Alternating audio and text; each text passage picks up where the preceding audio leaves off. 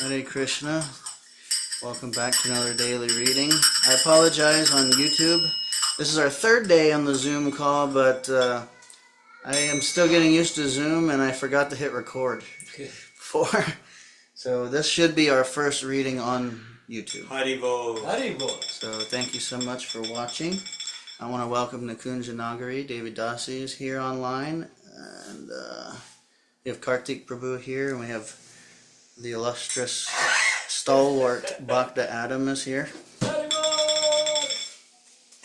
Do you mean that? We mean it. I never say anything I don't mean. That's the thing about you.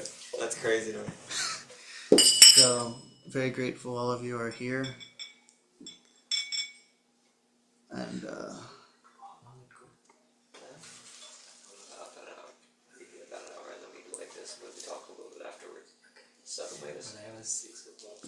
you can go anytime, Prabhuji. Anytime, that's cool. So, we're going to start today on Bhagavad Gita as it is, chapter 7, text 21. So you can get your Gitas ready. Not right, well, I mean online. Oh, yeah. But we're going to do a little kirtan now, and then we'll dive right in. Hare Krishna.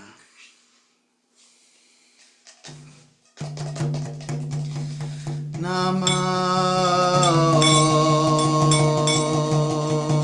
Vishnu Padaya Krishna Prashtai Bhutale Srimate Bhakti Vedanta Swami Iti Namine Namo Vishnu Padaya Krishna Prasthaya Bhutale Srimate Bhakti Vedanta Swami Iti Namine Namaste Saraswate Deve Gauravani Pratayari Nirvishesha Shunyavadi Ashtatirishitari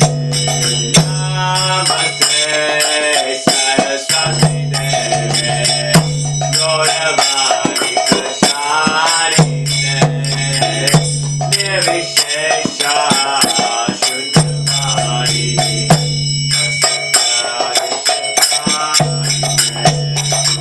Shri Krishna Chaitanya Prabhu Nityananda Shri Advaita Gadadhar Shri Vasari Gaura Shri Krishna Chaitanya Prabhu Nityananda Shri Advaita Gadadhar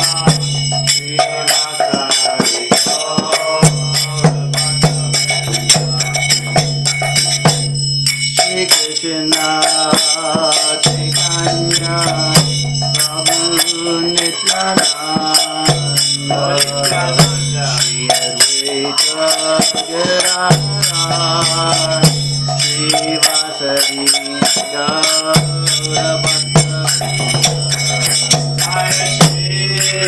Shri Krishna Chaitanya Prabhu Nityananda Shri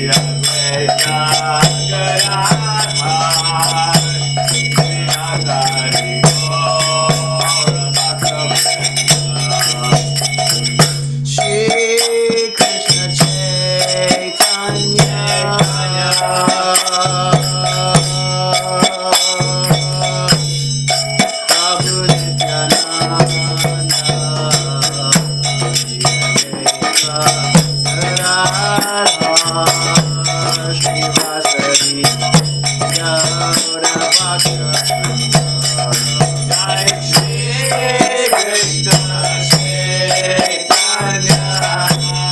Prabhu Nityananda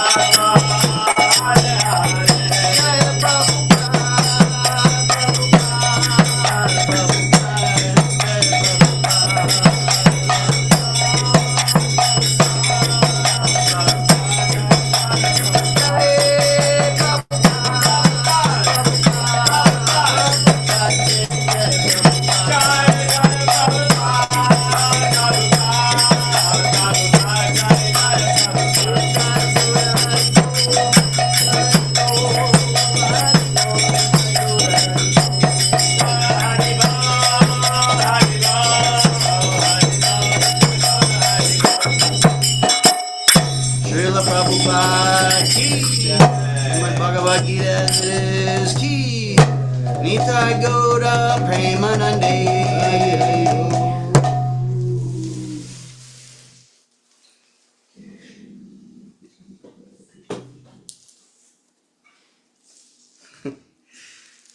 Hare Krishna. Thank you, Prabhuji. Here's two. Will you mind cracking the window, please? Thank you. Okay. Hare Krishna. Okay, so we're diving into Srimad Bhagavad Gita as it is. Chapter 7, Knowledge of the Absolute, text 21. And so we always start with our Mangalacharna prayers. And so if you know them, please chant along. Om Jnana Timirandhasya Jnananjana Shalakaya Chakshurunmilitam Yena Tasmai Shri Gurave Namaha Shri Chaitanya Manobishtam Stapitam Yena Bhutale Swayam Rupa Kadamayam Dadati Swapadantikam Vandeham Shri Guru Shri Yuta Padakamalam Shri Gurun Vaishnavanscha Shri Rupam Sagrajatam Sahagana Raghunathan Vitam Tam Sajivam Sadvaitam Savadutam Parijana Sahitam Krishna Chaitanya Devam Shri Radha Krishna Padam Sahagana Lalita Shri Vishakam Vitamscha He Krishna Karuna Sindhu Dinabandho Jagatpate Gopesha Gopika Kanta Radha Kanta Namostute Tapta Kanchana Gaurangi Radhe Vrindavaneshwari Vrishabhanu Sute Devi Pranamami Hari Priye Vancha Kalpa Tarubhyascha Kripa Sindhubhya Evacha Patitanam Pavanebhyo Vaishnavebhyo Namo Namaha Shri Krishna Chaitanya Prabhu Nityananda Shri Advaita Gadadhar Shri Vasadi Gaura Bhakta Vrinda Hare Krishna Krishna Krishna Hare Hare Hare Rama Rama Rama Hare Hare Hare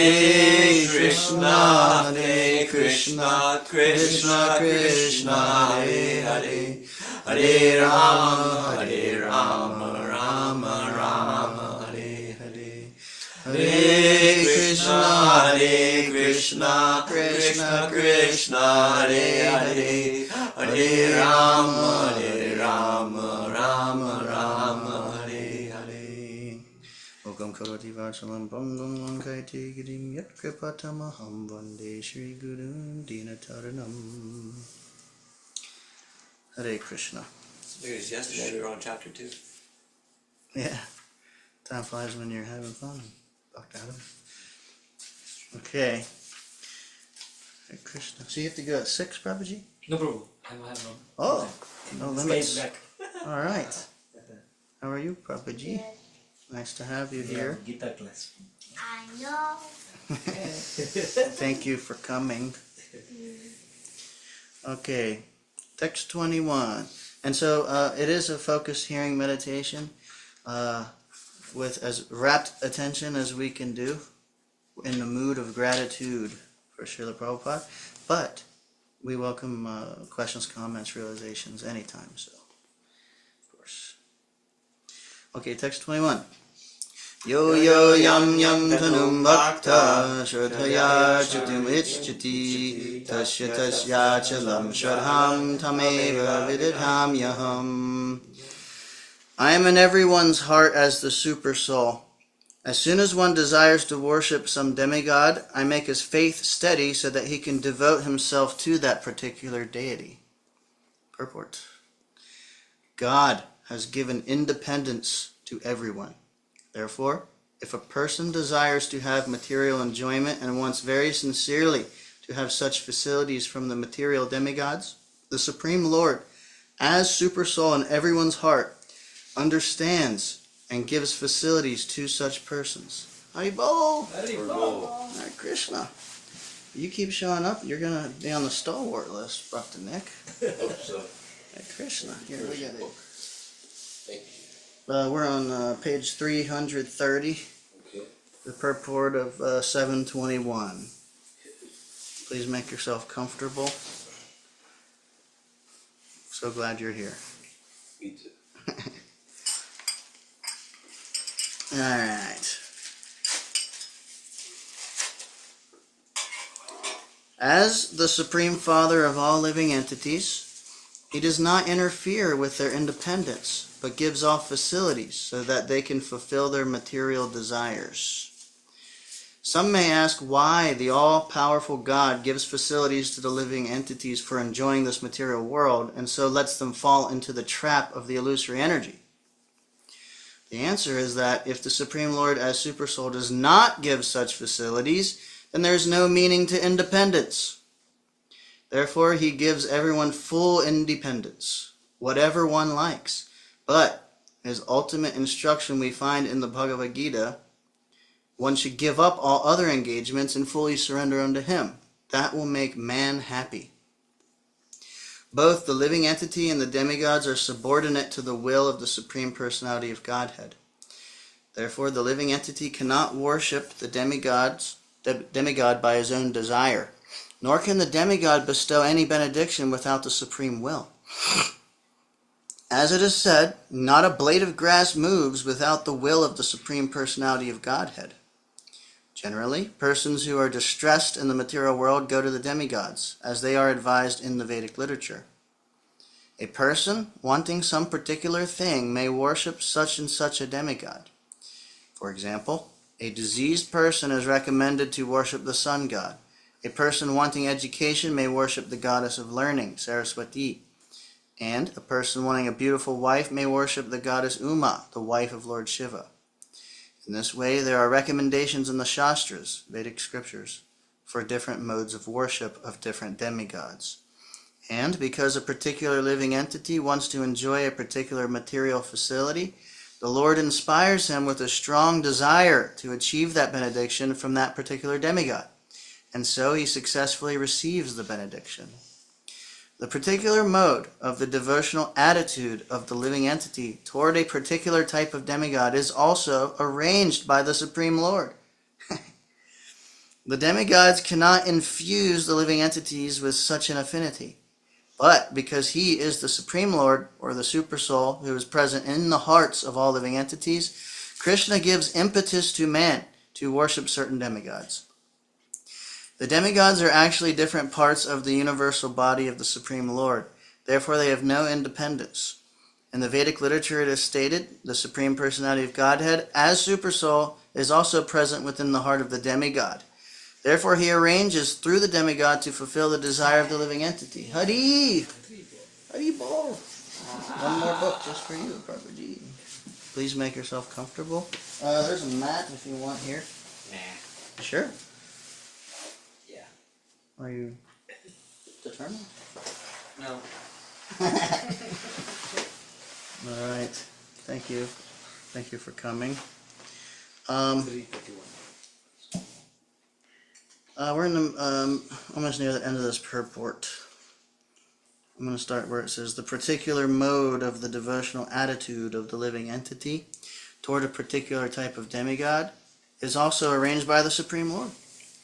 The demigods cannot infuse the living entities with such an affinity, but because he is the Supreme Lord, or the Supersoul, who is present in the hearts of all living entities, Krishna gives impetus to man to worship certain demigods.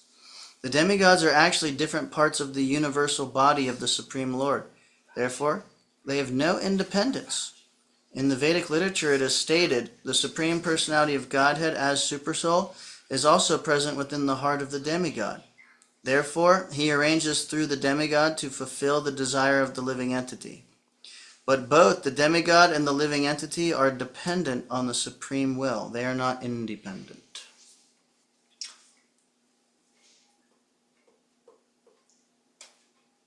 There's a lot of this Krishna's in the heart going around. I can understand that he's in the intelligence, and I can understand that he's like, I can at least have a little bit of faith in, and I can understand theoretically that he's in the heart. But how can I know that he's in the heart when I chant Hare Krishna? Is it? How can you know? How can I like really know that he's specifically seated there? Well, you know, we've been hearing this a lot as we've been reading. Yeah. But one other thing that we have been hearing a lot is on the topic of Shraddha. Yeah. And Shraddha and Shravanam, the hearing process. Yeah.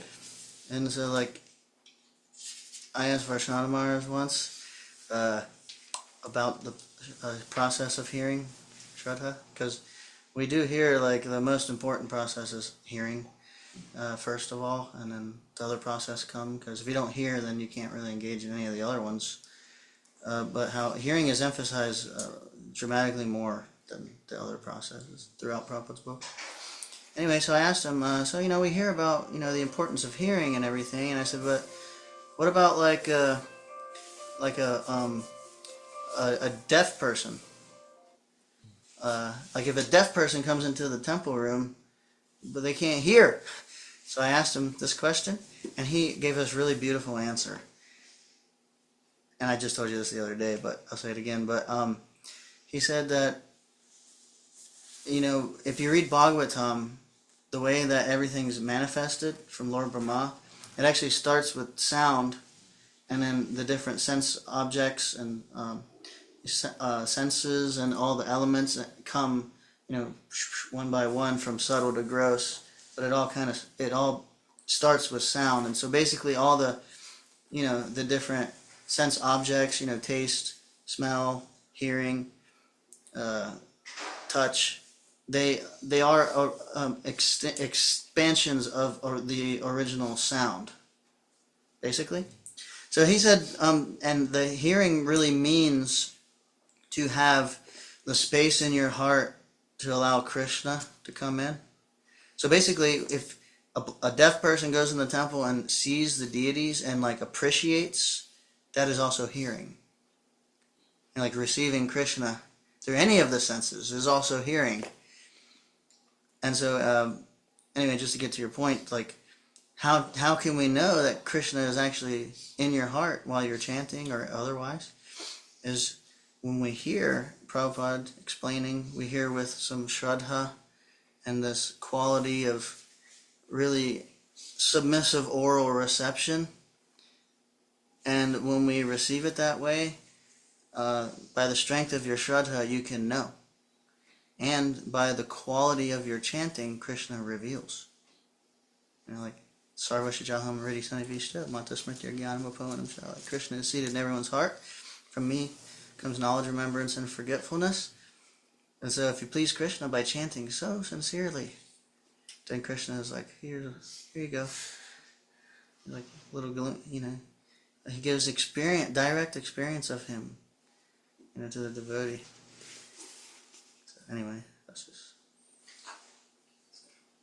I just want to add to the same thing, Prabhuji. Maharaj once said about there was the reading of Chaitanya Charitamrita, reading with some group of devotees, and he started with this. You know, we read in such a way that we open our heart to get the author's mood into our heart like that.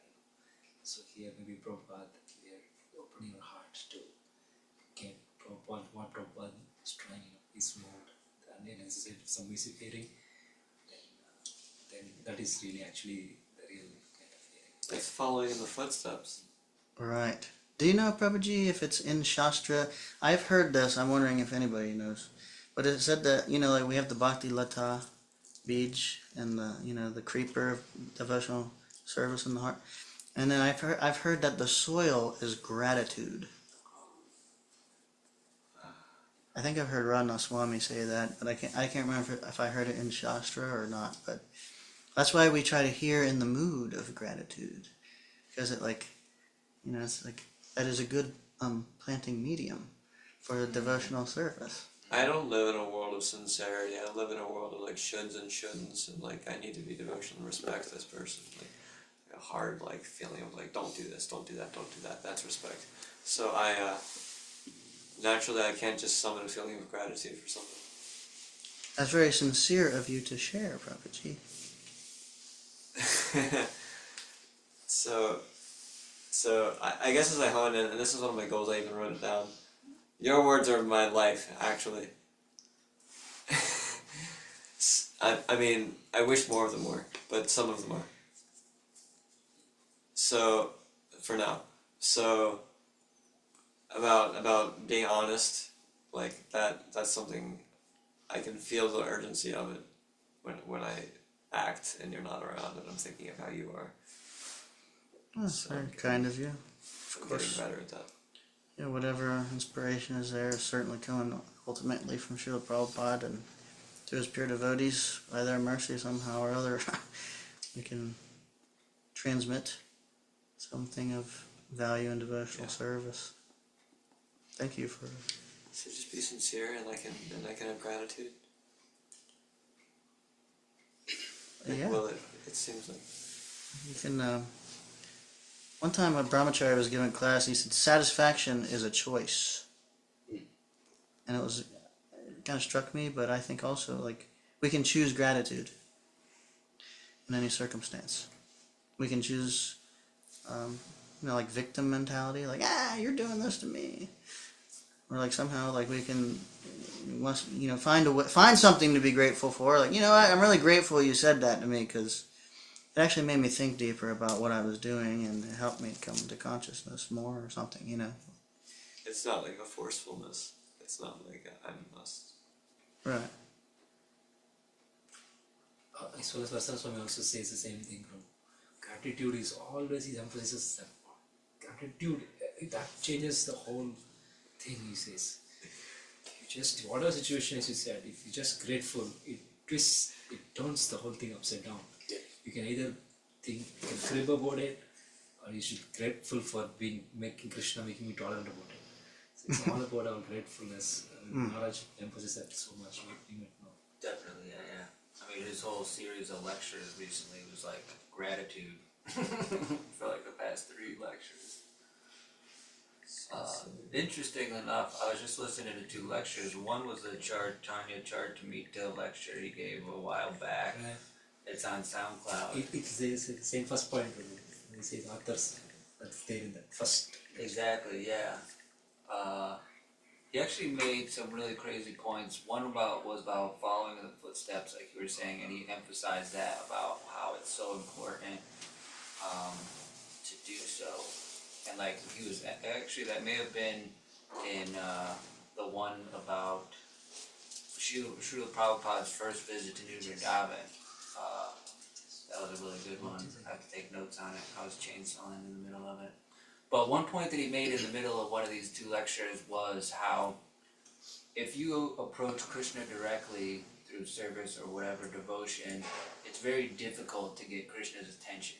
But if you serve devotees, that's what gets Krishna really excited, and that's how you like get his attention. So like that's like emphasizing in a different way of why serving the devotee or pure devotee is so important.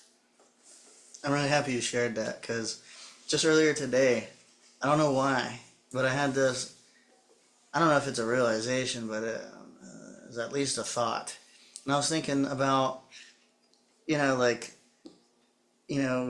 want to be very enthusiastic and happy to see Krishna.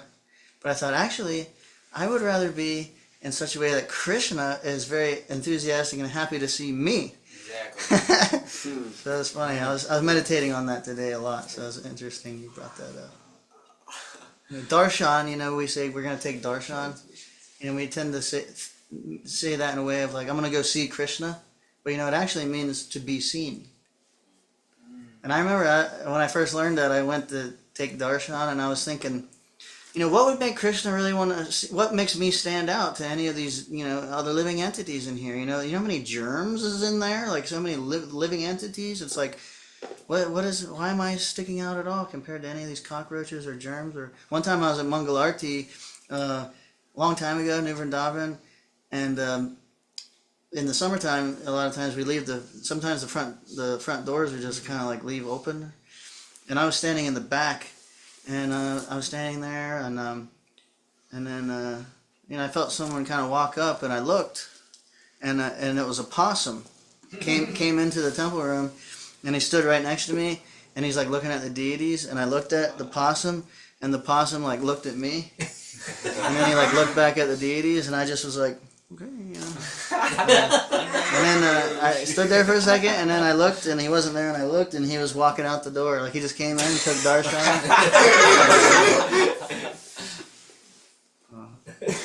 That reminds me, I think there's a cow that sometimes comes in Vrindavan, or maybe one of you know better, that he like always comes at the same exact time and he just gets darshan. Similar to that. I remember hearing something, but I can't remember that pastime. There was a dog I heard from a senior devotee a long time ago in Laguna Beach Temple, if anybody hears and they can confirm. And it used to come like every morning, like for Mangal Arti, and they named it Mongrel Artik. That's so good. One time there, a dog went into the temple room, and I followed it. I was like, oh god. And he did a half circle around Govardhan too. I don't know if that counts for anything, but he did a half circle. He tried. It's a sincere effort. No. Anyways, that's a lot more lame. Should we read a little more, or any other points? Anybody? Same thing also, I remember one pastime probably of forgetting the name of the Guru Maharaj. He's very exalted. I'm forgetting his name. Gopal GU Publications. I'm not familiar. Okay. When he was giving lecture, the one dog similarly comes. It is in a village in India, Bhubaneswar. I think he was in a little bit on that side. And a dog comes and sits, and he always says, "Give the dog prasadam." It looks like some devotee past life. Wow. Was coming for every day for Bhagavatam class. Wow. Till the end of the class it stays. I heard this one story. I think it was in Philadelphia. Not sure. Senior devotee passed away somewhat recently. He was in the temple, and there was this devotee who was really attached to doing kitchen SEVA. And he was second initiated. He was like of mixed ethnicity, half black, half white bodied. And he told me all these things about him. And he said he passed away. And then shortly after that, there was like this cat gave birth to kittens in the kitchen area. And there was this kitten that somehow, and the way I can't explain it the way he did, but somehow he knew that this devotee came back as this cat, and it was like a half black, half white. It even had like a Brahmin thread mark on it, and it was like, he explained more. There's like more details, and he said he just knew it was that devotee, and it was really crazy the way he explained it, like undeniable. But I'm sorry I can't remember all the details, but like he was attached. There was some attachment, or it was like an abrupt, unexpected death, something like that, and it was like a bunch of elements that really seemed like it was that devotee that came back as that cat. You know, they say fallen brahmacharis take birth in Vrindavan as monkeys. You know, all these cats and raccoons and things, and have new Vrindavan done. You never know who they are. It's not ordinary. Should we hear a little more? Sounds like it. Okay, text 22. Sattaya Shadaya Yuktastasya Radhanamihite Lavate cha tata kaman mayaiva vihitan hitan. Endowed with such a faith, he endeavors to worship a particular demigod and obtains his desires. But in actuality, these benefits are bestowed by me alone. Purport. The demigods cannot award benedictions to their devotees without the permission of the Supreme Lord. The living entity may forget that everything is the property of the Supreme Lord, but the demigods do not forget. So the worship of demigods and achievement of desired results are due not to the demigods, but to the Supreme Personality of Godhead, by arrangement. The less intelligent living entity does not know this, and therefore he foolishly goes to the demigods for some benefit. But the pure devotee, when in need of something, prays only to the Supreme Lord. Asking for material benefit, however, is not a sign of a pure devotee. A living entity goes to the demigods usually because he is mad to fulfill his lust. This happens when something undue is desired by the living entity and the Lord himself does not fulfill the desire. In the Chaitanya Charitamrita, it is said that one who worships the Supreme Lord and at the same time desires material enjoyment is contradictory in his desires.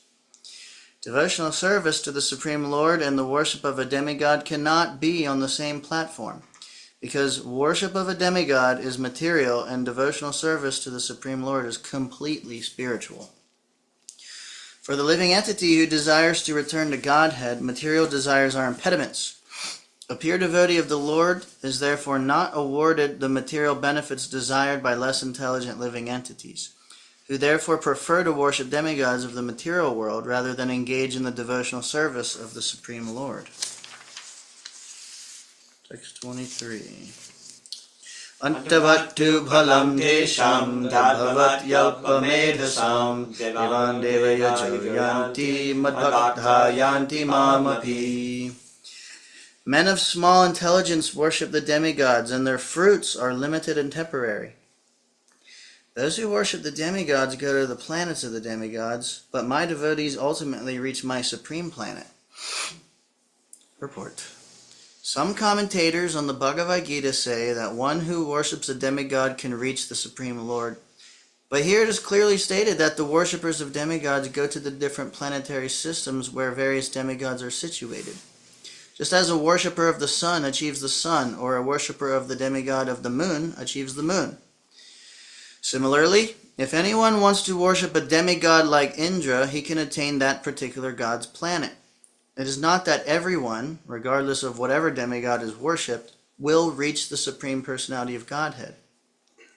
That is denied here, for it is clearly stated that the worshippers of demigods go to different planets in the material world, but the devotee of the Supreme Lord goes directly to the Supreme Planet of the Personality of Godhead.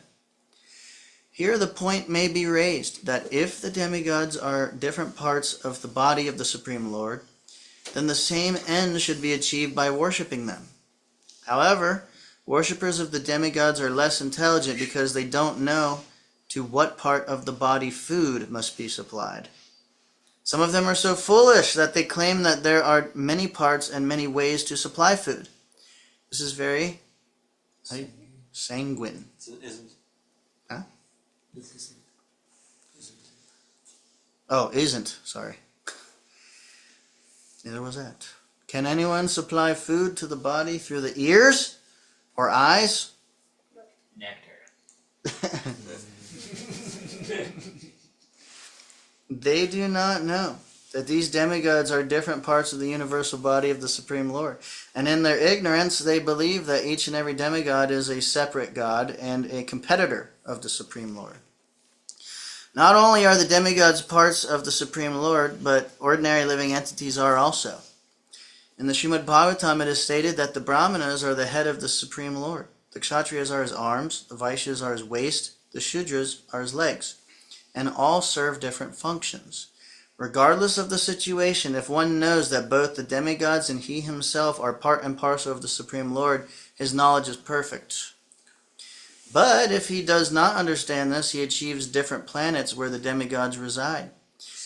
So, Prabhupada's making a connection between seeing everyone as part and parcel of Krishna and the classes of Varnashram, of the Varnas, right? Yeah. Is he making that connection? Well, he's connecting them both to seeing them as parts and parcels of Krishna. Yeah. That's pretty profound. Because that's... This is kind of like what I was questioning the other day in Bhagavatam class about like hey, yeah. the different parts. Yeah, it is. That's awesome. I was hoping you'd can't like. Prabhupada didn't want you to leave empty-handed. No, Exactly. Well, it's funny too because we're having a conversation about the super soul. All answers are in this book. I kind of wrote it though. Prabhupada's alive. He knows what you need to hear right now. It's amazing. As we're surrounded by his face. It's the best place to read the Prabhupada's. Yeah. Like according to the quality of our hearing in here, it's like a full darshan. Except for maybe the temple and the palace might be the better place. Then you're getting down to, it's personal. Well, that's his permanent samadhi, though. Yeah. Anything related to Prabhupada is perfect. Prabhupada's present in the scriptures. That's true. I want to dive in. But if he does not understand this, he achieves different planets where the demigods reside. This is not the same destination the devotee reaches. The results achieved by the demigods' benedictions are perishable because within this material world, the planets, the demigods, and their worshippers are all perishable. Therefore, it is clearly stated in this verse that all results achieved by worshipping demigods are perishable, and therefore such worship is performed by the less intelligent living entity. Because the pure devotee engaged in Krishna consciousness and devotional service of the Supreme Lord achieves eternal blissful existence that is full of knowledge, his achievements and those of the common worshipper of the demigods are different.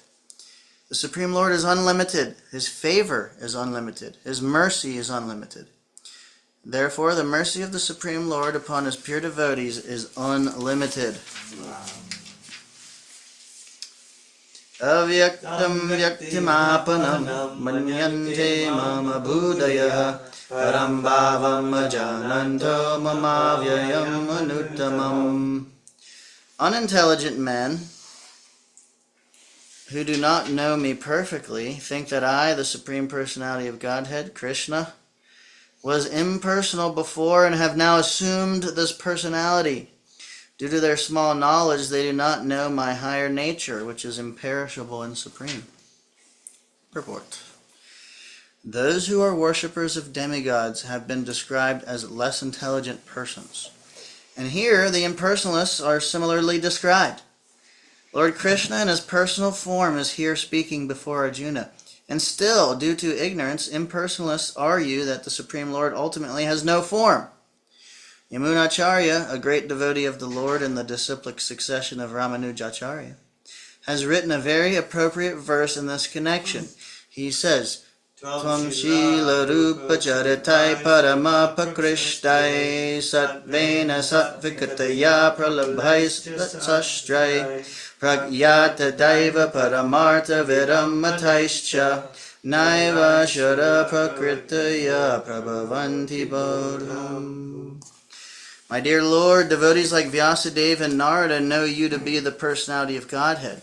By understanding different Vedic literatures, one can come to know your characteristics, your form, and your activities, and one can thus understand that you are the Supreme Personality of Godhead. But those who are in the modes of passion and ignorance, the demons, the non-devotees, cannot understand you. They are unable to understand you.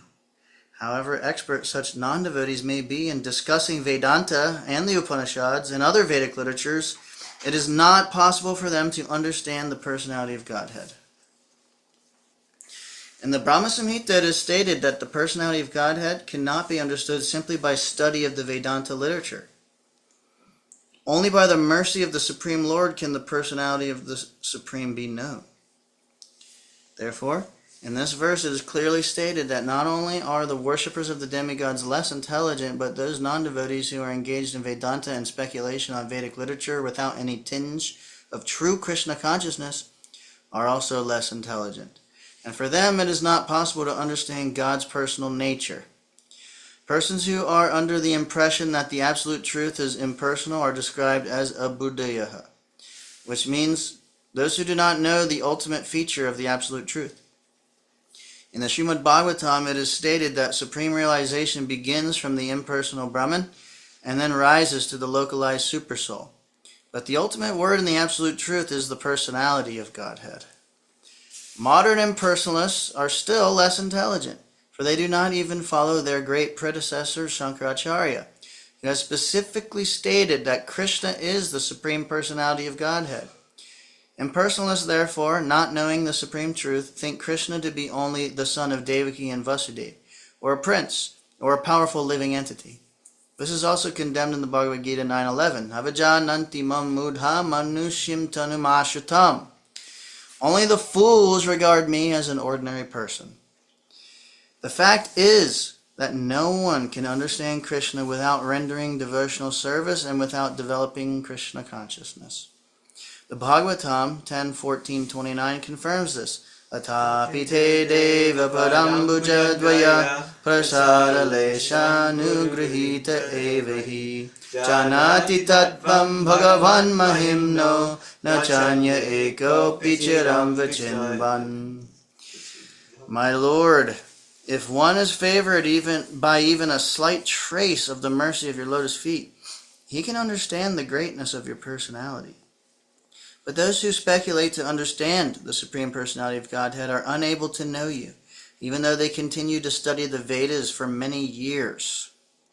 One cannot understand the Supreme Personality of Godhead Krishna or his form, quality, or name simply by mental speculation or by discussing Vedic literature.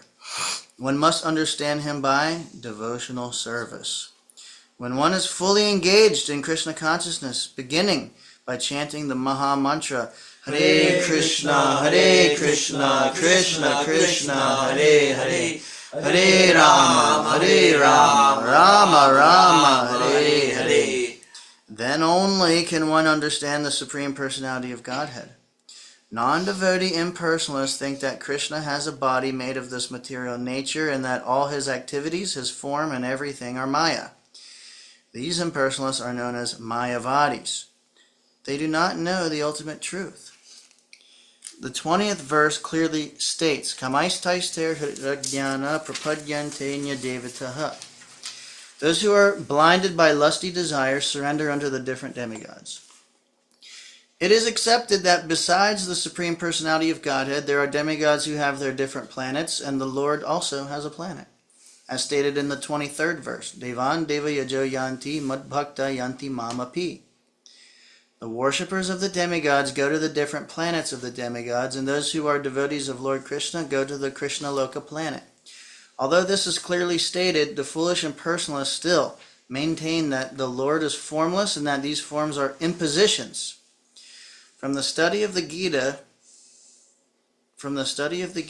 does it appear that the demigods in their abodes are impersonal? Clearly, neither the demigods nor Krishna, the Supreme Personality of Godhead, are impersonal. They are all persons. Lord Krishna is the Supreme Personality of Godhead, and he has his own planet, and the demigods have theirs. Therefore, the monistic connection that ultimate truth is formless and that form is imposed does not hold true. It is clearly stated here that it is not imposed. From the Bhagavad Gita, we can clearly understand that the forms of the demigods and the form of the Supreme Lord are simultaneously existing, and that Lord Krishna is Satchit Ananda, eternal blissful knowledge. The Vedic literature confirms that the Supreme Absolute Truth is knowledge and blissful pleasure. Vijnanam Anandam Brahma. Brihadaranyaka Upanishad 3.9.28. And that he is the reservoir of unlimited auspicious qualities. Ananta Kalyana Gunatmako So. Vishnu Purana 6.5.84. And in the Gita, the Lord says that although he is Aja, unborn, he still appears. These are the facts that we should understand from the Bhagavad Gita. We cannot understand how the Supreme Personality of Godhead can be impersonal. The imposition theory of the impersonalist monist is false as far as the statements of the Gita are concerned. It is clear herein that the Supreme Absolute Truth, Lord Krishna, has both form and personality. It is 6:30, so if there's any points at this junction, we will enthusiastically hear them now. That's a very significant purport. I had a meeting earlier today, and I was waiting for it to begin, and I opened up, and I just started reading this verse for no reason. And it was like a very significant verse, you know. I guess I'll point out one thing about this verse. Prabhupada said, like, repeat, like over and over again. He said that you can't understand the Supreme Personality of Godhead by studying the Vedanta or Upanishads or Vedic literature. That includes this, simply by studying. And he said it multiple times, and he said the only way you can understand is by devotional service. And so this is also this mood of, like the hearing meditation is meant to be an offering of a service in Shravanam and hearing. And like by offering, by engaging in the hearing process as an offering for Krishna's pleasure, if we do so, especially in the mood of gratitude, Krishna becomes pleased by the offering, and then he reveals himself to you, and all his knowledge and everything connected with him.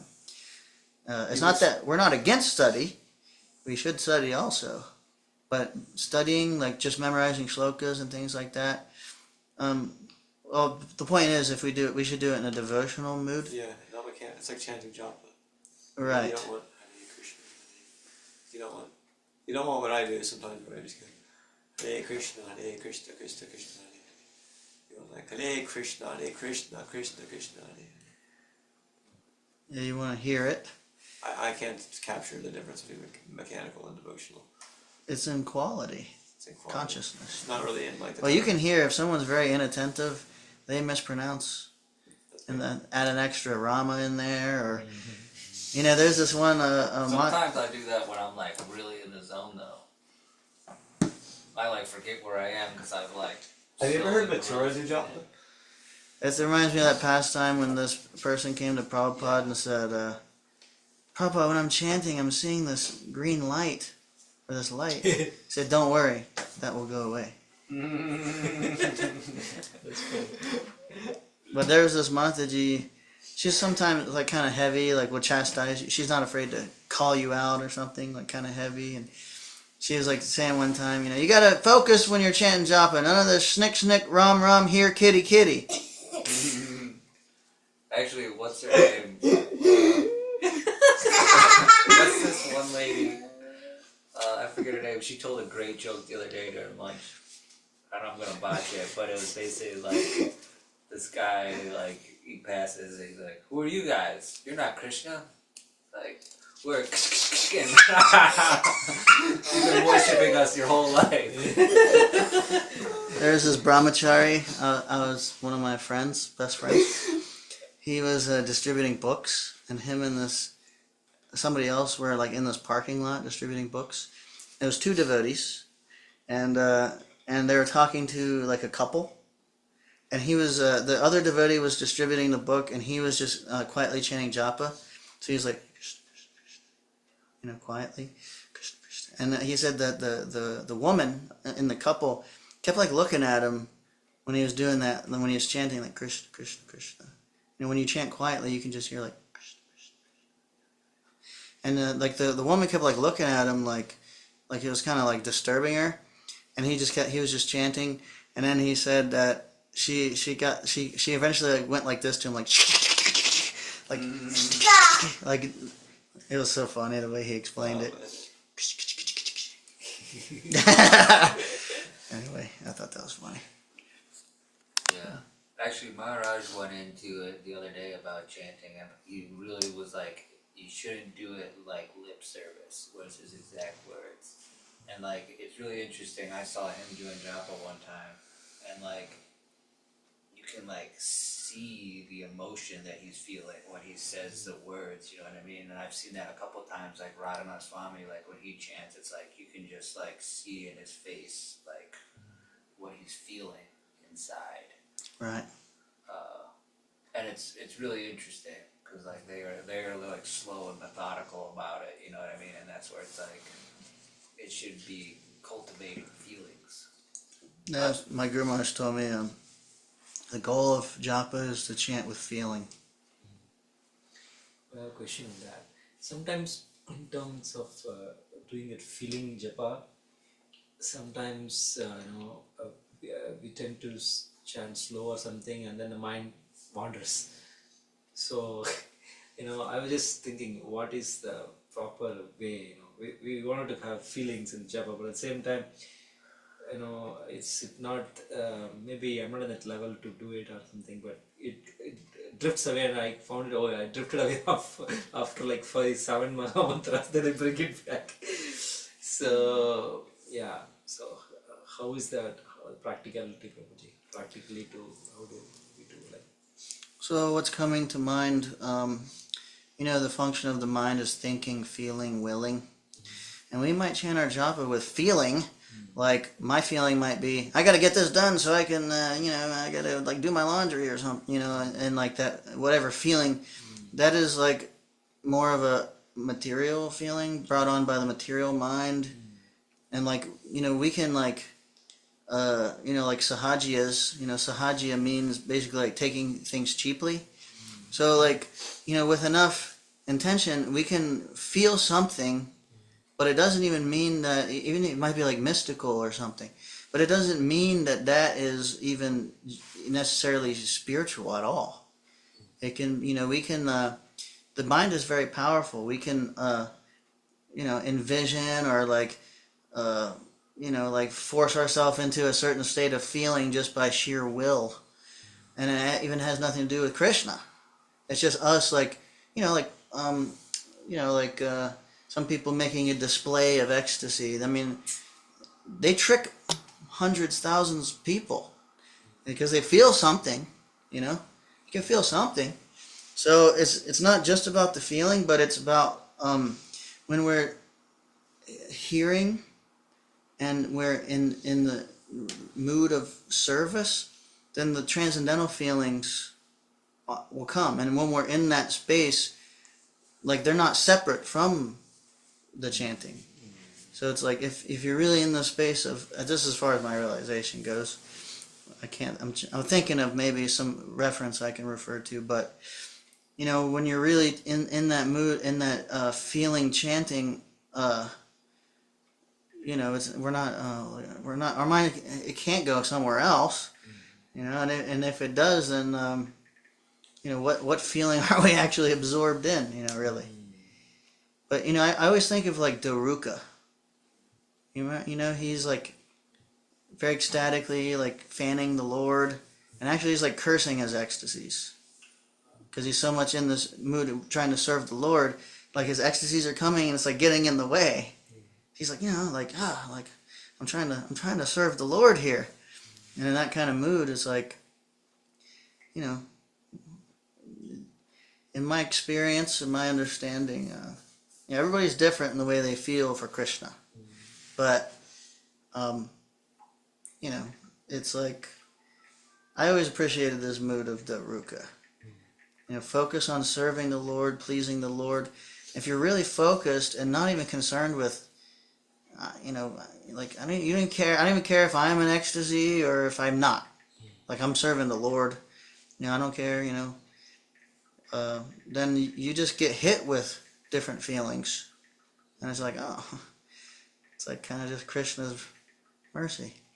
But I don't know. I think transcendental feelings are a very elaborate subject matter, and it's also, at least as far as my realization goes, it's you're dealing with the innermost sentiments of the heart of different people. So it's really, I can't speak too much on how, for one person may be different than another, and this. But anyway, the point I want to get to is, I think if we're focused too much on feelings, then we can be misled. Where if we focus more on actually hearing, then the feelings automatically manifest. And when they are coming, it only enhances and pushes you more into your communion with the Lord, basically, and the service going on. Prabhuji, on follow up with that. So when we chant, as you said, Prabhuji, there's also a speed, right? If you chant slowly, I mean, sometimes I want to hear like that. I try to chant slowly. I see that it took 15 minutes sometime for a round. That means I slowly slept in between. and if I chant so fastly, then sometimes I'm not hearing. I'm very sure, and maybe I'm mispronouncing or compressing the Mahamudra. So, like do you recommend an ideal speed or like that? Or do you? Well, You're from your experience, Prabhuji. well, I was advised. I was told that my rounds should be a certain amount of time. Mm-hmm.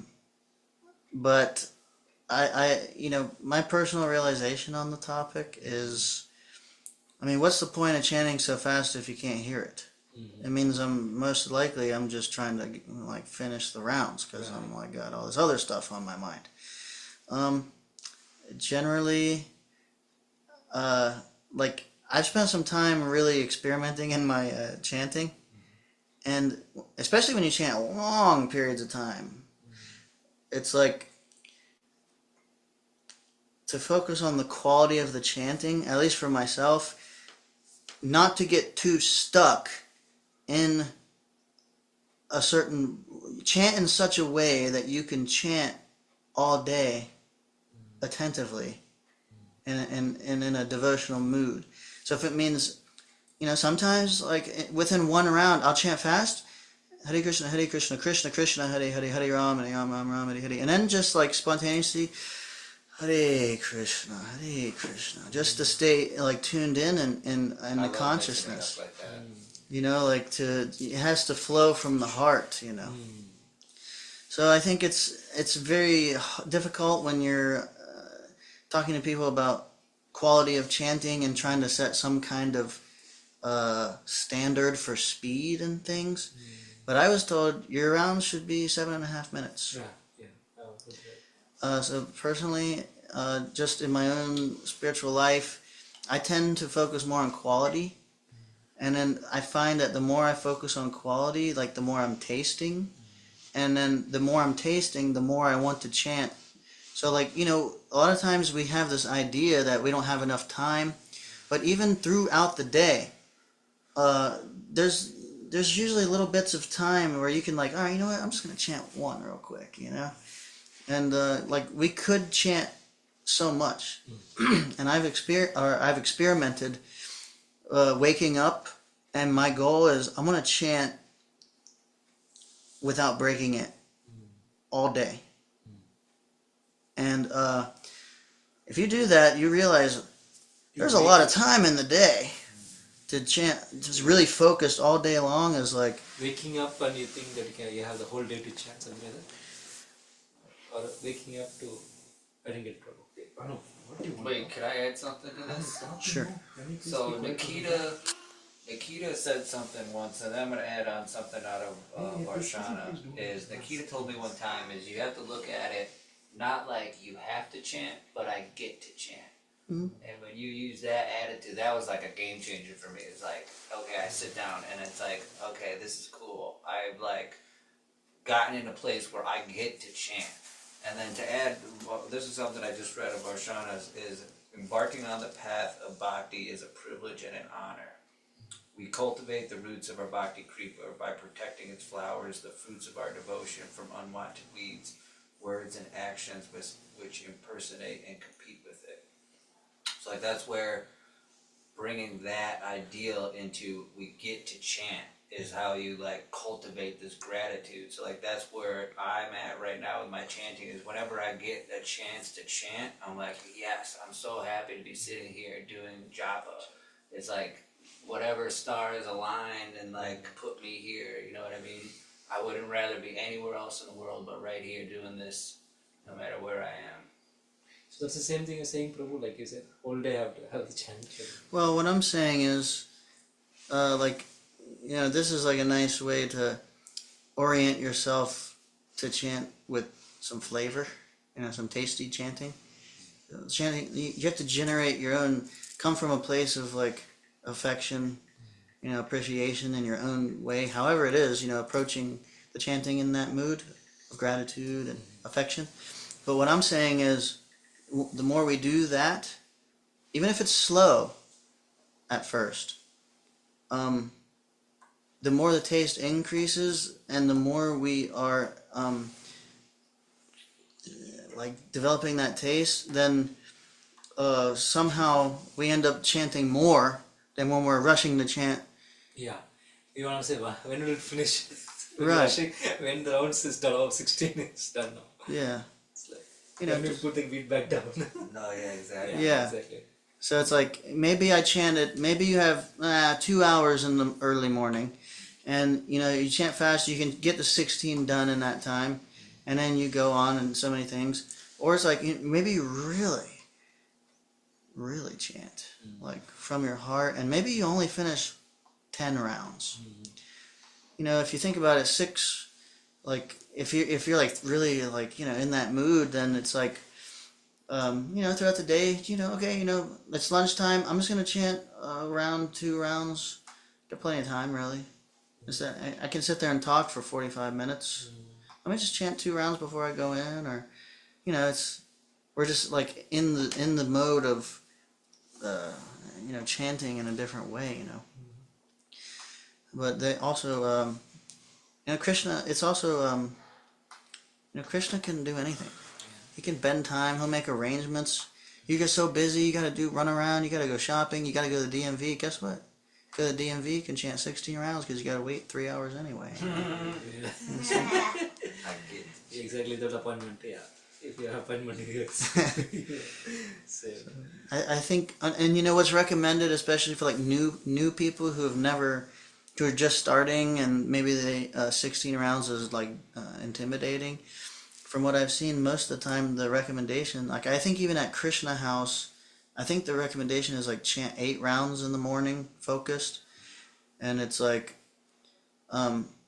if you can commit to chanting whatever rounds you can of quality, then basically it's that's usually the encouragement, and then by doing that we get the taste and the intelligence to arrange, and the chanting will increase from that quality approach.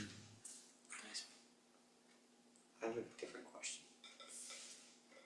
It's not japa related, but it's probably a good question. It's an honest question, and it says so utsaha. I read in Nectar of Instruction that Prabhupada defines utsaha, or he says, endeavor executed with intelligence in Krishna consciousness is called utsaha, or enthusiasm. The devotees find the correct means by which everything can be utilized in the service of the Lord. The execution of devotional service is not a matter of idle meditation, but practical action in the foreground of spiritual life. So when he says that it's endeavor executed in Krishna consciousness, endeavor executed with intelligence in Krishna consciousness.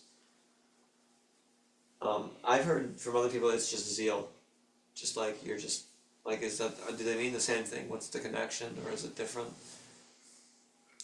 Yeah, zeal. We talked. Remember we were speaking about like zeal, that feeling of enthusiasm. Yeah. Like then that's one thing, and that is enthusiasm, and that is appreciated.